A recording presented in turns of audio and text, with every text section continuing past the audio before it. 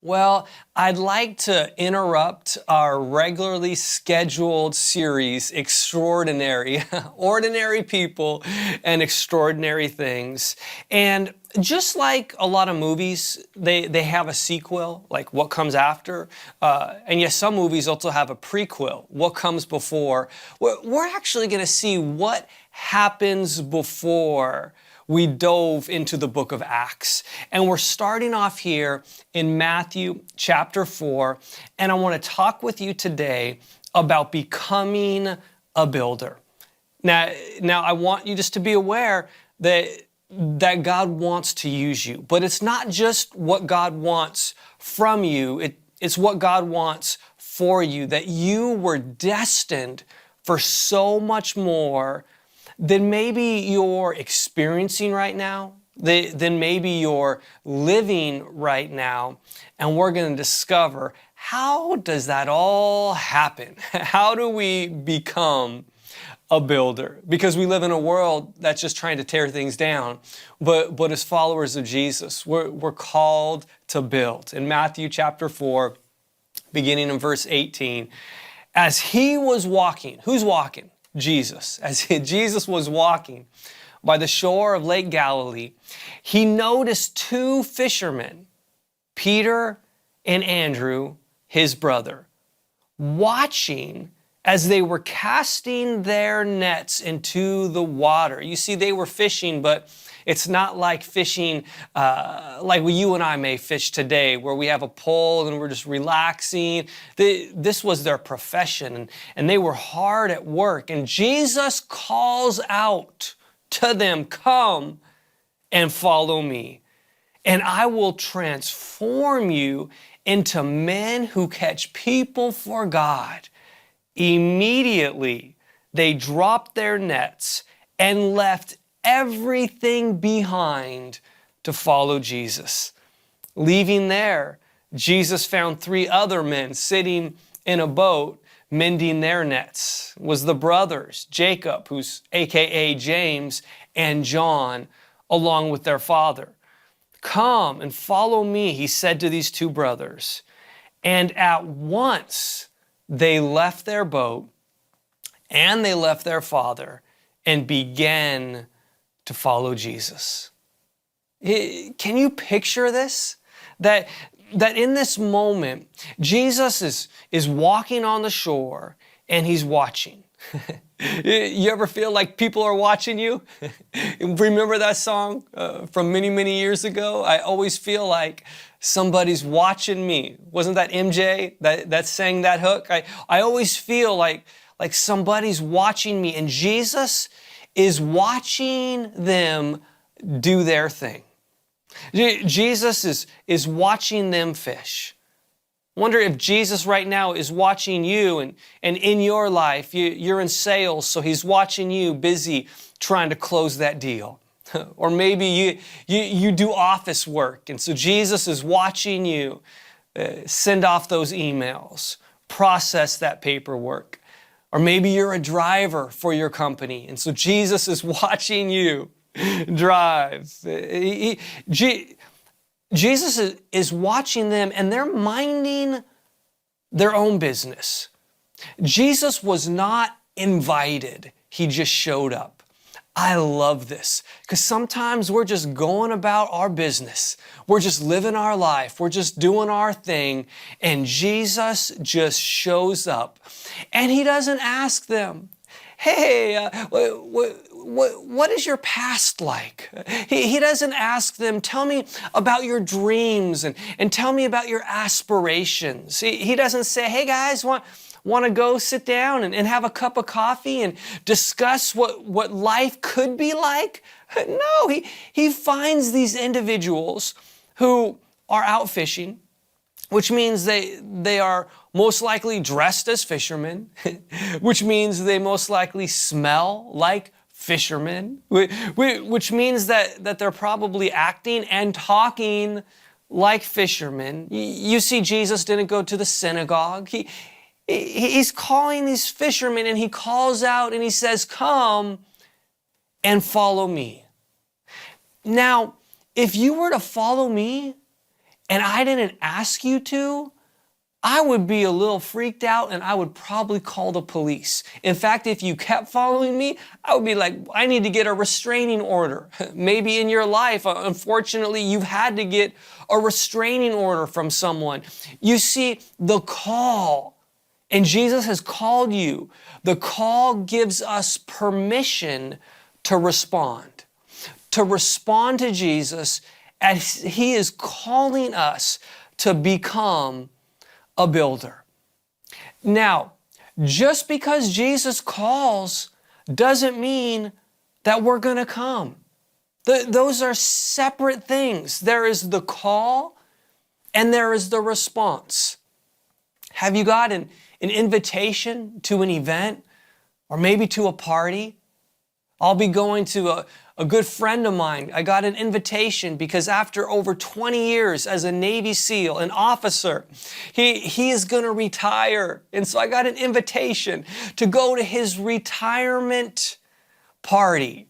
Now it's actually there on the base. So not only did I have to respond, but I had to send in my social security number, my driver's license. They do a full background check just to go to that event. But Jesus is calling you, and He's not asking for your social security number. He's not asking for your driver's license. He's just saying, will you come and will you follow me? Yes, so many people, we want a Jesus that we call, but never calls on us. We call on Jesus. Jesus, I need you help. I'm struggling in this relationship. This whole marriage thing is hard. Jesus, help. We call on Jesus. Jesus, would you help? My mother-in-law got this doctor's report. The test result came back and it's cancer. We want to call on Jesus. Jesus, would you help? I'm struggling right now as a parent with my kid. We want to call on Jesus, but sometimes we don't want Jesus to call on us. We want a Jesus that we can visit on Sunday and we can have a few moments together and then leave and go back to living our little lives. We want to just go and receive a little inspiration, but not really be challenged. If you want to stay on your boat, if you want to be holding your nets, if you want to be still going about your business, stay away from Jesus. Let me put it in your world. If you want to stay in that career that you're miserable in, that you don't even enjoy the people that you're working with, if you want to stay in that toxic relationship, dating that person you know you shouldn't be dating, your friends and your family are saying they're no good for you, if you want to keep life as it is, stay away from Jesus, because Jesus will call you out. He'll call you out of that unfulfilling career. Jesus will call you out of that toxic relationship. Here's the thing, Jesus will call you out of the trouble you've got yourself in. In fact, Jesus will even call you out of how you see yourself, those limiting beliefs. Yet when Jesus calls us, it's not just what we're called from, it's what we're called to. We're called to become a builder. Jesus says, come and follow me and I will transform you. You see, the following, that's our job. The transforming, that's the job of Jesus. And yes, so many people are worn out. They're exhausted because they're trying to transform themselves. It's like we're reading books, trying to transform ourselves. We're listening to podcasts, trying to transform ourselves. We're maybe even going to seminars, the whole self-help. We're trying to help ourselves, and we're worn out, and we're not seeing the progress that we want to see. In Psalm 119, 105, it says, thy word is a lamp unto my feet, and it is a light unto my path. Jesus is the light of the world. When you think about it, when you're in darkness, there's lacking responsibility. You do something and you're like, I just couldn't see where I was going. Maybe you were driving at night when I was in high school. Now this was back like in the early 90s. A band called Soul Asylum had a song and one of the lines went, night driving without headlights, wearing sunglasses too. And one of my good friends decided to test out that line. Do not try this. He was driving at night. He turned off his headlights, put on sunglasses. Guess what happened? He crashed. His parents were like, why? He's like, I couldn't see. You ever just feel like, what? People ask you, why? Why did you marry them? And you're like, I couldn't really see what was on the inside of them. They may ask you, like a friend, say, well, why'd you take the job at that company? I couldn't see what was really going on. Why did you do that? I couldn't see. And then all of a sudden, let there be light. And light lets you see, and you can no longer continue to play the blame game. We live in a world of darkness, and we live in a world where people are playing the blame game. Like, it's not my fault. But what if we stop blaming everyone and we start becoming everything God created us to be? I want you to know you can stop blaming what has happened to you and start becoming what God has destined you to become. Jesus says, come and follow me and I will transform you. You see, Jesus is inviting us into a relationship. Jesus is saying, we're going to have a relationship. At Thanksgiving, maybe you got together with a lot of relatives, a lot of family, or maybe for Christmas, you're going to be getting together with a lot of family. I remember as a kid that we would go to my great-grandparents' house on both sides. And on one of the sides, I would see all these people. And it would be like, as a little kid, like, who are they? My parents would be like, those are relatives. I'd be like, I don't even know who they are. You have distant relatives that you see maybe once a year or maybe once every few years. And you're related, but you don't have a relationship. And then there's people that are close friends or family members that you're close to. Jesus wants to be close to you. You see these moments where we're celebrating Christmas or celebrating Thanksgiving with family, that it's a moment where we're eating together. But these moments are great, but that's not all there is. People chase moments, but Jesus uses moments to bring us in to relationship. Think about it. In life, if you're married, your wedding was a moment, but the marriage, it's a relationship. Any parents out there? Having a kid, giving birth to a kid is a moment. Raising a kid, that's a relationship. Now please understand, moments can be powerful. Moments can be extremely powerful, but it's not healthy to only live off of these moments. We're designed to live in relationship, that these moments should draw us in and bring us into relationship. That Jesus, can you imagine this? He wants a close connection with you and me. That's why it's so important. And as a church, we're passionate. One of the reasons that we're going we're going to be multi-expression on different places and spaces in Glendora now and into Atlanta next year and then the following year into Sarasota. We're doing this because we're designed for a vertical relationship with Jesus, not just to know about Jesus, but to know Jesus and to be in relationship with one another, not just see people every once in a while on a Sunday, but to be in close connection with others. You see, Jesus wants you to contribute to others, but he also wants you to be close to him, and you can become a builder.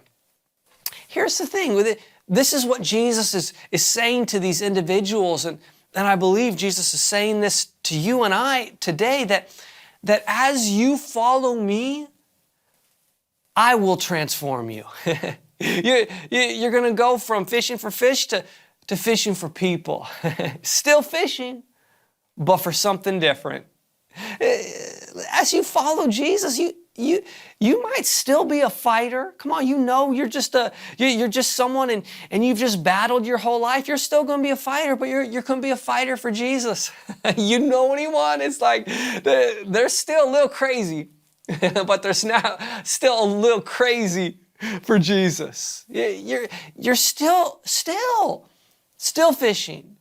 Maybe you were in marketing or promotion and you're still going to be promoting, but you're going to be promoting something different.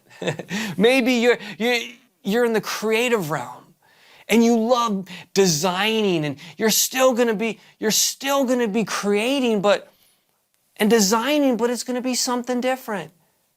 Maybe you're a coach and you're still going to be coaching, but for something different. You see, Jesus is saying you're doing the right thing, but you're doing it in the wrong place, and you're doing it for the wrong result. You're going to be fishing, but not here and not for fish. Jesus will use our old skills, but he'll use them for a new purpose. I don't know about you, but I love to repurpose things. Sometimes there's things that no longer have a purpose for what we needed them, but you can repurpose them for something new and they become meaningful and impactful in an entire new way.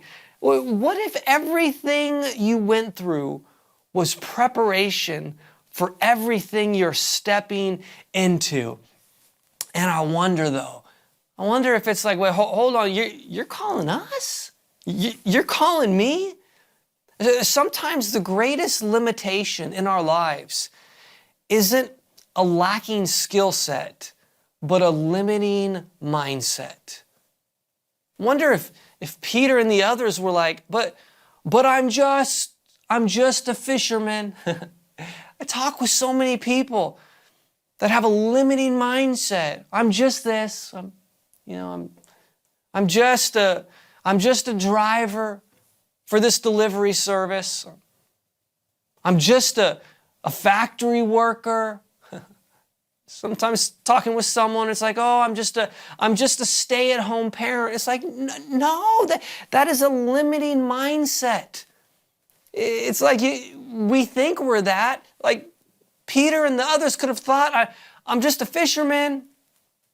Sometimes it's like, but because all my friends are fishermen and we come from a family of fishermen. I look like a fisherman. I smell like a fisherman. I dress like a fisherman. I talk like a fisherman. And sometimes that's how we think. Have you heard, show me your friends and I'll show you your future? Have you also heard that hold on, they're just a product of their environment? I wonder if this is Jesus' way of saying, follow me as I lead you out. Follow me as I lead you out of that environment. Follow me as I lead you out of some relationships that are unhealthy. Follow me as I lead you out of your comfort zone. You see, it's like if you're just used to hanging with fishermen, if you're just used to hanging with the same people, how are you going to change? Jesus is like, I'm going to put you with some new people, and you're going to be exposed to a tax collector, and you're going to be exposed and get to spend time with a physician. New can be challenging. That's why it can be hard establishing new relationships. It can be challenging establishing relationships with people who come from different backgrounds than us. It can be challenging building a relationship with someone who has different hobbies and skills and has a different work experience than us. So many of us, we are living in the status quo, and God has so much more for us. God has so much more for you. What if He's like, hey, you need a new crew? Those friends at the club, you need some friends at church. Those friends that you're always seeing on the weekends when you party, well, guess what? It's time to establish a new crew that you can party with at church. Sometimes we have to get with people who can't relate to our past so we can step into our future, because the people we're hanging around are just constantly trying to bring us back to our past. Here's the thing about Jesus. Jesus calls you to who you are going to be while you are still trying to fit in to who you used to be. It's like, I know how to fish for fish, but I don't know how to fish for people. Do you feel like that? I know how to do this, but I don't know how to do that. I love it. And I'm so proud of my oldest, Ian Jude, that recently he hosted in person at one of our gatherings. And he was freaked out and he didn't want to do it. He's like, I'm great talking with people about finances, about investing, because that's what he does. He is a licensed financial advisor. And so he's comfortable with that. But it's like stepping into a whole new world. Do you ever feel like I'm secure over here, but not over there? And just like we as parents, those of you who are a parent, like we see things in our kids that maybe they don't see in themselves. Here's the thing. Your heavenly Father sees things in you that you don't see. He sees more than you think you're capable of. He sees greater than you can even imagine. Jesus says, follow me and I will transform you. As you're following Jesus, He can transform you into a loving husband. And your wife's going to be, who are you? And what have you done with my husband? As you follow Jesus, He can transform you into a mom that now knows how to relate to a teenage daughter, where your daughter's gonna be like, what is happening here? Follow me as I transform you into an effective entrepreneur. Follow Jesus and you will see Jesus transform you into someone who helps reach people, someone who's compassionate, someone who's caring, someone who's actually not just pointing out problems in this world, but is a part of the solution. And yes, so many of us are like, but Jesus is calling me to something I can't do, that I don't know how to do. Here's the thing, Jesus never calls us to do something that we know how to do. Jesus never calls us to something and we're like, cool, I got this. I'll let you know when it's finished. Jesus calls us to things where every morning we wake up and we say, Jesus, I can't do this without you. I need you. Where throughout the day, we're like, Jesus, I've hit a roadblock. I need supernatural wisdom where we get to say, Jesus, I need you. I do not have the passion. I do not have the patience to deal with this person. I don't have the passion to continue on. Jesus, I can't do this without you. But as we follow Jesus, we're like, wait, hold on. We're transforming. We don't change to walk with Jesus. We change as we walk with Jesus. And yet it's so tragic. It's so sad that so many people are like, no, I just want to be encouraged, but not challenged. I want to be inspired, but not changed. Too many people are like, Jesus, you want me to leave my boat and follow you? Tell you what, you get in my boat and you can just ride with me and I'll tell you how it's going to go. I'll tell you where we're going to go. Jesus, get in my boat. And Jesus is like, wait, but your boat is a booze cruise. And I'm not going to do that. You need to follow me. Peter and the others, they dropped their nets immediately. Don't delay. Immediately. Immediately they dropped their nets. If you haven't dropped anything, I don't know if you've really committed to following Jesus and responded to the call. I want to ask you, what are you still holding on to? What relationship are you still holding on to? What past hurt are you still holding on to? What hobby maybe are you still holding on to? What unhealthy addiction are you still holding on to? I wonder if we haven't dropped our nets, and so we're so busy tripping over each other's nets, tripping over each other's hidden agendas, tripping over each other's plans, tripping over each other's goals. But for me, it's like, I don't want to hold on to that stuff. I would rather have Jesus than what I'm currently holding on to. Sometimes we need to look in that rearview mirror and just be clear, like, okay, look in the past. We dropped some things. We left some things in the past, and they need to stay there. You see, when you come to Jesus empty-handed, like the disciples here, like these apostles, we can build a better future. You can become a builder. Jesus says, follow me, and I will transform you. Here's the crazy thing. As you're following Jesus, it's like, wait, when did this transformation take place? I don't know. It's just like, I don't really know the day. I don't really know the time. Often it's not some big event or some big moment. It's just little by little. Little by little, Jesus transforms our fear. We're no longer frozen in fear, and we're stepping out in faith and in boldness. Little by little, He transforms our insecurity. And those times where we used to back down, we're no longer backing down, and we're having a confidence, not in our ability, but in God's ability to work in and through us. You're going to have courage.